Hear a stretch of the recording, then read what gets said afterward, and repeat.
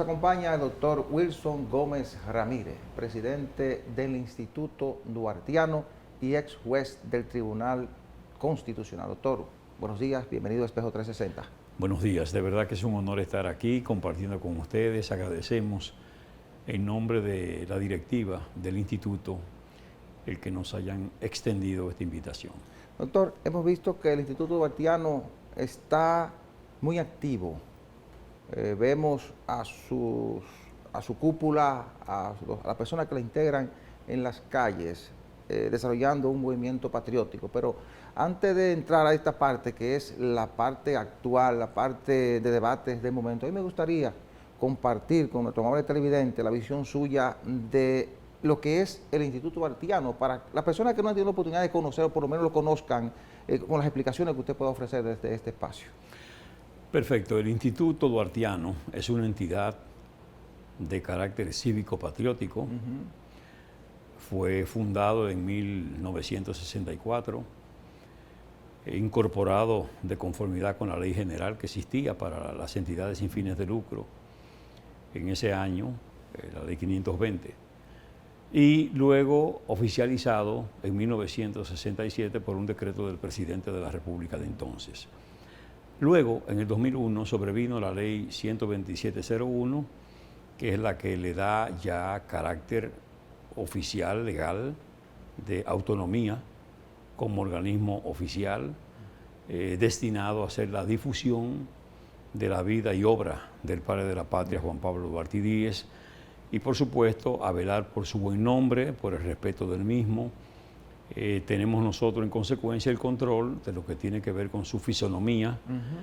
Cualquier escultor, cualquier retratista, cualquier artista que quiera trabajar a Duarte en lo que es su fisonomía, pues tiene que necesariamente contar con la autorización del Instituto Duartiano, que vela porque los rasgos fisonómicos del padre de la patria se preserven y en todo caso hace un análisis, ¿verdad?, respetando la libertad creadora del artista, pero procurando que no se aleje el artista de esos detalles importantes de la figura de Duarte, lo mismo que tiene que ver con los nombres que se utilizan y que llevan el apellido de Duarte y sus derivados, que esas entidades tienen que contar con la aprobación del instituto para poder hacer uso de esa denominación y hacer vida en nuestro país. ¿Siente usted, doctor, que a través del tiempo, con este trabajo que ha hecho el Instituto Duartiano y lógicamente el trabajo que se hace desde las escuelas, de los diferentes institutos de formación, la gente tiene cada vez más conciencia de los ideales de Duarte, el sacrificio que hizo Duarte y lógicamente los demás trinitarios para forjar la nacionalidad dominicana? Yo pienso que hemos logrado en buena medida el propósito de que la gente aprenda y conozca más a Duarte. Y ciertamente eso que se establece por ahí de que se ama lo que se conoce, eso es indudable. En la medida en que la gente descubre a Duarte, conoce a Duarte, su ideario, su vida, su verdadera vida, la gente entonces aprecia esa figura y él ha ido gradualmente posesionándose entre la gente y la comunidad internacional, inclusive dominicana que está en el extranjero. Es decir, esa llamada diáspora que recibe a Duarte, que todos los días colocamos un busto en una embajada, en un consulado, en una plaza pública del exterior, se ha ido consiguiendo de alguna forma internacionalizar la figura de Duarte. Y aquí lo mismo, aquí tenemos los llamados centros duartianos, que son organismos de base que proyectan a Duarte, que en los parques, que en plazas determinadas, ahí está la figura permanentemente, ¿verdad? Y eso se ha logrado. Ahora, hay una cosa que no hemos logrado y que es lamentable. Nosotros hemos logrado que el Ministerio de Educación coloque a Duarte en su verdadera trayectoria, incorporando la materia moral y cívica o educación ciudadana realmente. Creo que hace 2 años llevaron un acuerdo ustedes, ¿verdad? Sí, hicimos un acuerdo, pero el acuerdo no fue suficiente. Ya. El Ministerio siguió tratando el tema patriótico, el tema duartiano, el tema de la enseñanza de los contenidos de la Constitución de la República, que la propia Constitución, en el artículo 63, numeral 13, establece la obligatoriedad de la enseñanza de la Constitución en las escuelas y establecimientos de educación privados, los valores patrios, los símbolos de la patria, ¿verdad? Y todo esto que conforma en el ciudadano lo que es el compromiso con su país y que auspicia realmente cambios reales. Eso no se ha logrado porque en las escuelas se está tratando de manera, como ellos dicen, transversal. No se está haciendo lo que hacía la escuela que nos tocó a nosotros, que era una enseñanza formal, estricta, con mecanismos de control del aprovechamiento de lo que se enseñaba en ese proceso de enseñanza-aprendizaje.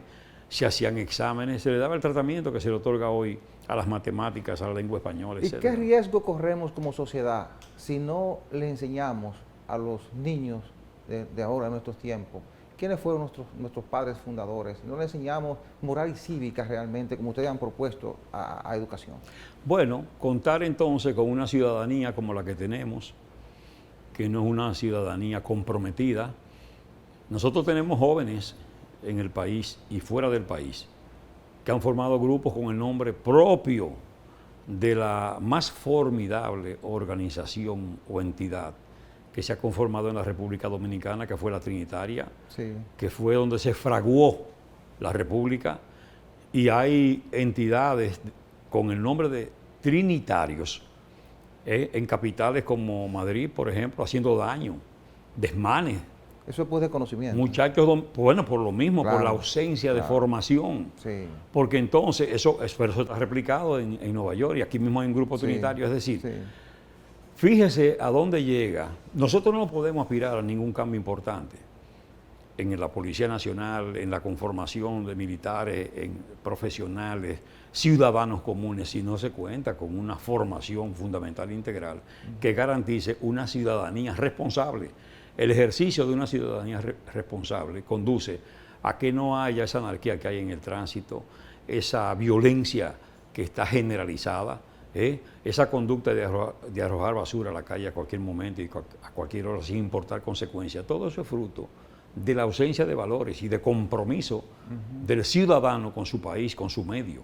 Doctor, una pregunta sobre el aspecto migratorio que estamos viviendo ahora, precisamente del vecino.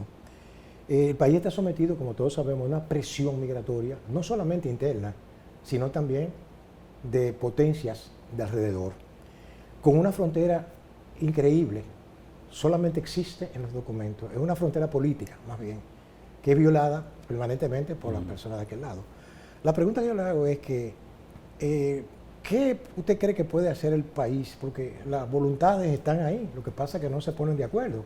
Se le ha dado, cada cual está por su lado, sin darse cuenta de que en un momento dado tenemos tanta migración ilegal aquí, que la ley 168.13, de la cual usted como juez participó, La sentencia. sí, y entonces planteaba de que un hecho ilegal no puede dar origen a una cuestión legal. Exactamente. Y yo vi eso como abogado también, Es lo un vi principio, correcto. claro. Entonces, lo que pasa es que, lo que me pregunto, y qué usted opina de esto, que los gobiernos que hemos tenido no han hecho nada para, por lo menos, controlar esa situación. ¿Qué usted le recomendaría a nuestras autoridades actuales, por ejemplo?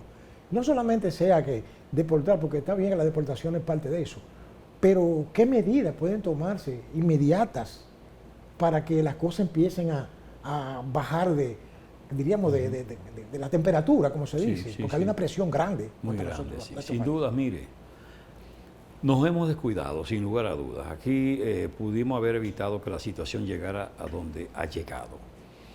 Ya nosotros estamos desbordados por una presencia masiva de ilegales indocumentados haitianos que se han apoderado de buena parte del territorio nacional. No hay espacio en la República donde no haya una presencia, pero una presencia categórica de ciudadanos haitianos, niños, mujeres, en fin. Eso se expresa en los hospitales, en los campos, en las escuelas, se expresa en los centros laborales, se expresa en cañadas, se expresa en ciudades, en parques, en plazas públicas, en fin. Un descuido de la autoridad, es decir, las leyes nuestras no han sido aplicadas y es parte del problema dominicano. Sí. Nosotros tenemos leyes tan suficientes como para que estemos en el mejor orden posible desde el punto de vista social.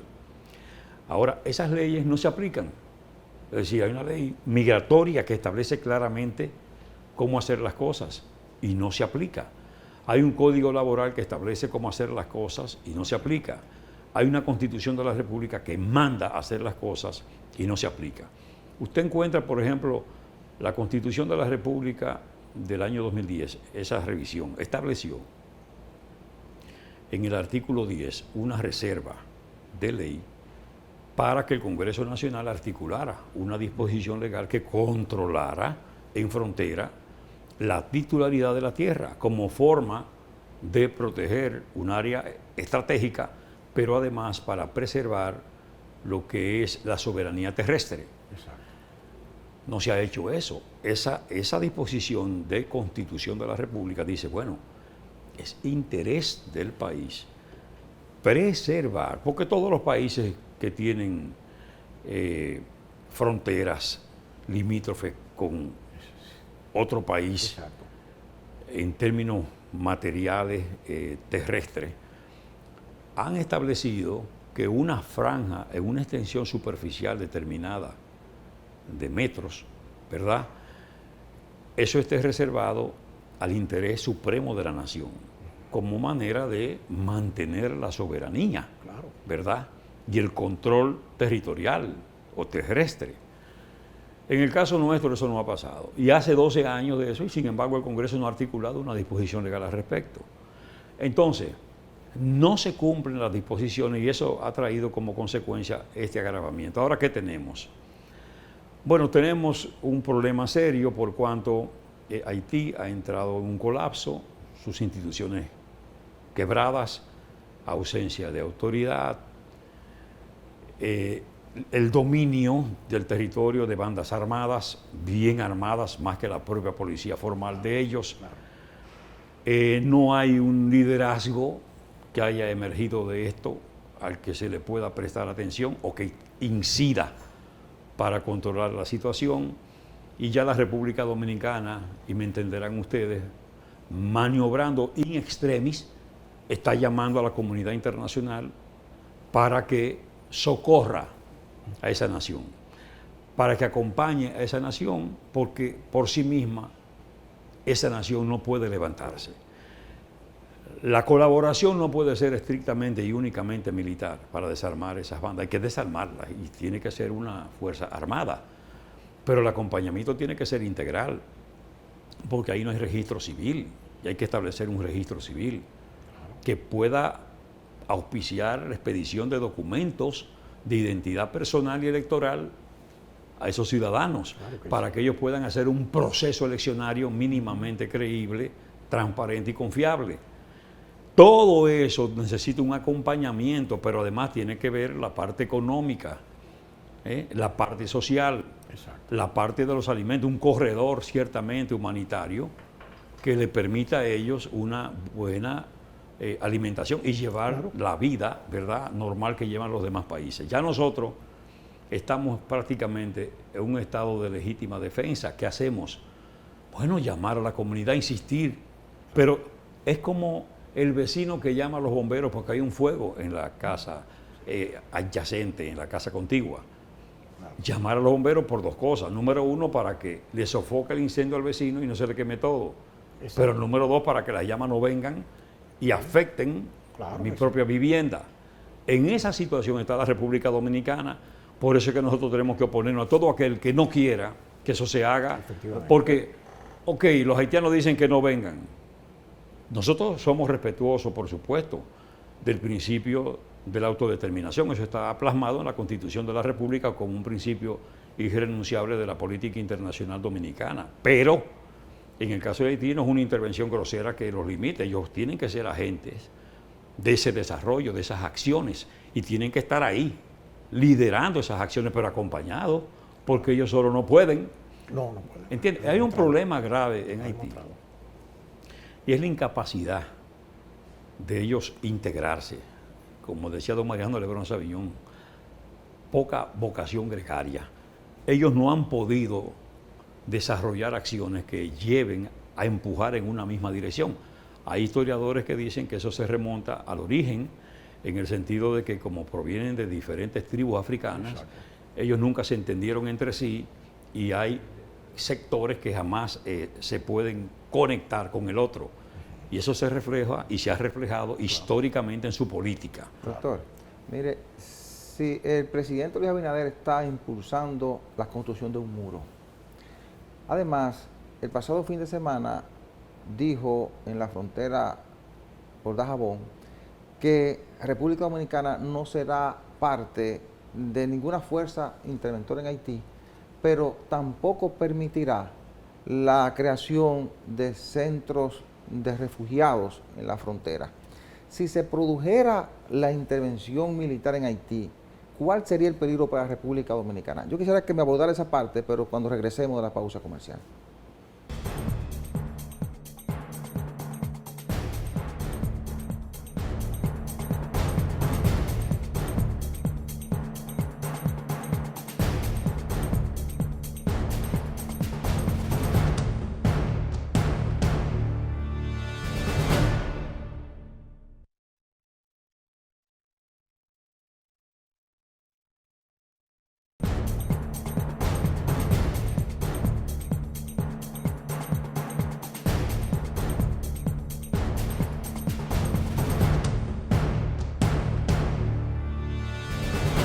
Gracias por continuar con nosotros. Permítanme recordarles que Farmacia Patrizo es la principal red de farmacias en Santo Domingo Este.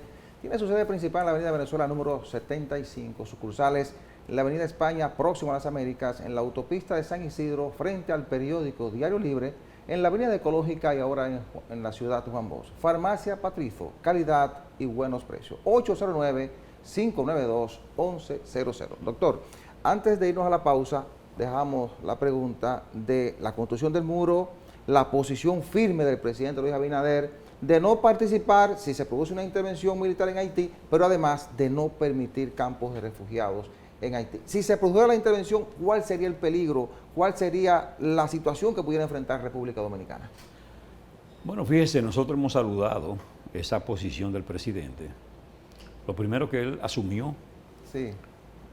lo que había levantado durante mucho tiempo el sector de los grupos patrióticos Sí. de la nación, de que la comunidad internacional tenía que hacer su papel y cumplir con su misión, porque la ONU y la OEA, su propia naturaleza determinan que deban asistir a los países que caen en una situación de infortunio, caso de Haití. Sí. El presidente ha sabido llevar eso a los foros internacionales y yo creo que lo ha llevado de manera exitosa. El muro también un acierto por cuanto facilita la labor de control fronterizo y es un muro no solo material físico, sino también un muro tecnológico que permitiría que las Fuerzas Armadas hagan su trabajo Sí. en esa zona. Me alegró mucho inclusive que él dijera que no va a ser simplemente con malla ciclónica, sino que va a incluir unos tubos de acero. Sí, lo que cambiaron, eso lo asegura cambiaron, también sí. más. Lo único que nosotros decimos que ha debido llevarse eso a mayor ritmo, conforme a las circunstancias, Sí. a mayor ritmo. Eso lo hemos estado exigiendo. Bueno, decía que lo están bloqueando. Perfecto. Es decir, que es un senador que lo está bloqueando. Bueno, pero un senador no puede con Bueno, el Estado, ¿verdad? sí, así es. Con el Ejecutivo que tiene la capacidad para impulsar la política internacional, y esa es parte de la política internacional, la seguridad. Sí. Entonces, el presidente anunció también medidas que hay que saludar, el caso de los militares, de equipos, aeronaves, Sí.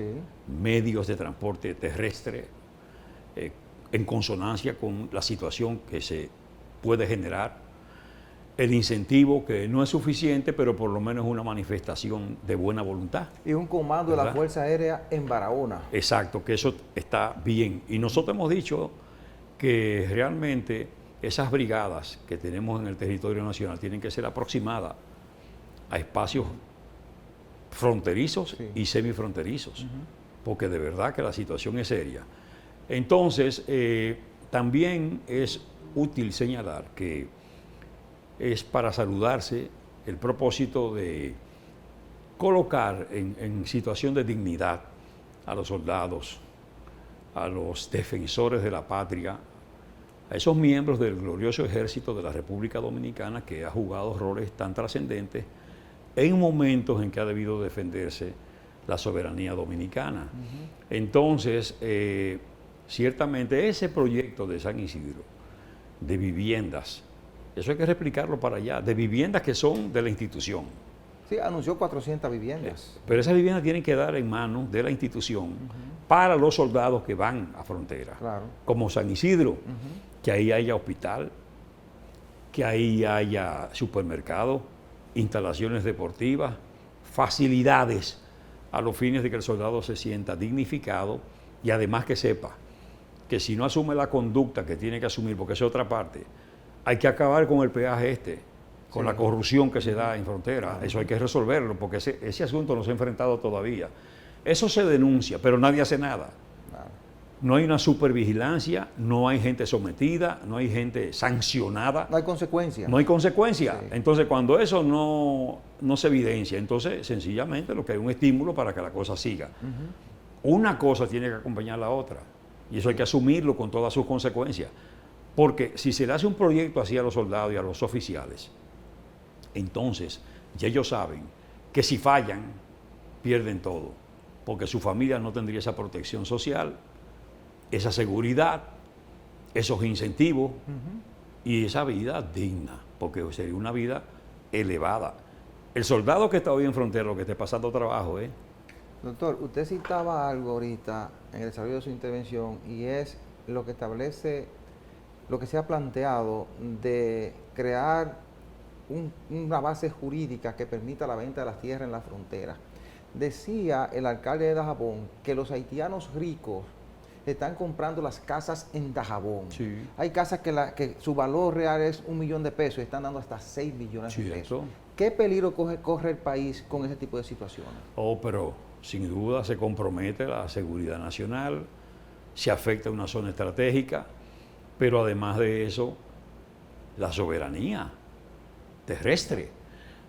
Fíjese que eso está pasando y ya nosotros lo habíamos denunciado porque en Elías Piña nos habían denunciado que efectivamente estaba ocurriendo que los precios de mercado eran burlados y que se estaba comprando tierra a mayor precio que el precio de mercado. Sí. Que eso llamaba la atención. ¿Qué se quería? Hacer un tránsito, ¿verdad?, discreto de Haití a República Dominicana por territorio supuestamente privado. Sí. ¿Qué se quería? ¿Qué se buscaba? Eso debió llamar la atención a las autoridades, porque la verdad es que hemos estado de espalda a una realidad tan cruda que ahora resulta que es cuando estamos viendo la gravedad de las cosas. Hemos perdido mucho tiempo. Ahora, ¿cómo el presidente de la República tiene la facultad de declarar de utilidad pública, ¿verdad?, cualquier propiedad inmobiliaria que interese, y sobre todo en este caso que interesa a lo nacional, al supremo interés de la República y de la nación? Bueno, pues puede perfectamente readquirir todo eso. Solucionarlo de esa manera. Solucionarlo, pero ahora hay que tener cuidado porque yo le voy a decir una cosa. Nosotros tenemos el problema de fuera y el problema también de organismos internacionales, pero también internamente. Hay que tener mucho cuidado con el asunto de zonas francas que se establecen en frontera. Zonas francas que no se definen, que tienen una carita para la República Dominicana con una recepción, con un restaurancito. Sí. Y el lado de las empresas, de verdad, de las maquinarias y de los equipos, está del lado haitiano. Eso es un peligro. Pero claro que sí, porque eso afecta la divisoria, eso rompe con lo que son los límites de la República.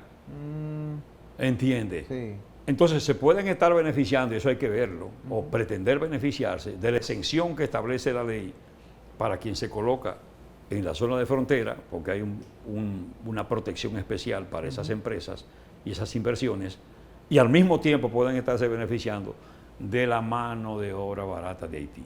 Doctor, finalmente, se está construyendo el muro. Usted ha dicho que han planteado educación, establecer la formación de la Constitución, de los ideales de Duarte, la moral y cívica, y eso no se está cumpliendo. Sin éxito, no hemos logrado eso. El muro que debemos construir no es ese, que una sociedad bien formada. También, También. Ese no es el muro que debemos formar. Los dos. Hágale un llamado al ministro de Educación Sí. en esta dirección. Bueno, ciertamente, tal como usted expresa en su pregunta y en sus preocupaciones, nosotros tenemos que prepararnos porque la eventual presencia de la comunidad internacional en Haití, eso va a traer un movimiento en términos de la gente y de las masas. Claro. Ahí hay que prepararse para colocarnos en condiciones de repatriar a todo el que lo intente. Ese es un esfuerzo que tiene que hacerse.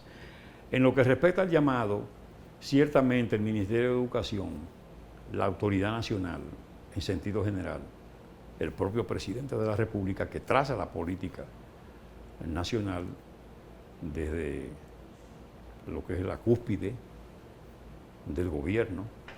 Bueno, pues hay que entender lo siguiente. Es necesario que la República Dominicana ciertamente encuentre un valladar en la formación ciudadana. Es necesario que esa educación fundamental e integral, que le llamamos moral y cívica, que hoy se le llama educación ciudadana, sea tratada con la debida seriedad. El país no va a producir ningún cambio de trascendencia si no se cuenta con un material humano de primerísima calidad. La calidad humana la determina la formación, y la formación es la que nos da seguridad. La seguridad propicia la paz social. Precisamente la Constitución de la República, cuando habla en su artículo 63, numeral 13, de esa formación, de la enseñanza de la educación constitucional, de la Constitución de la República y todos esos valores, es precisamente para asegurar y para garantizar la paz social en nuestro país. El Instituto Duartiano ha marchado en la capital, marchó en Santiago hace unos días y se prepara para marchar en Asua el día 5 de noviembre. Así es. ¿Por qué estas marchas y a qué atribuye usted que cada vez va más gente a esas marchas? Bueno, esas marchas, yo le voy a decir la verdad, las ha determinado el pueblo, es decir, es un sentimiento popular. No es que el Instituto Duartiano desarrolla de repente una capacidad de convocatoria, no, es que en la población existe sinceramente la preocupación. Y la gente está demandando eso que el presidente acogió. Eso el pueblo lo retiene y lo siente y procura en verdad que la nación haitiana se impulse por caminos del crecimiento, del desarrollo y del progreso, como garantía de que la República Dominicana preserve su seguridad.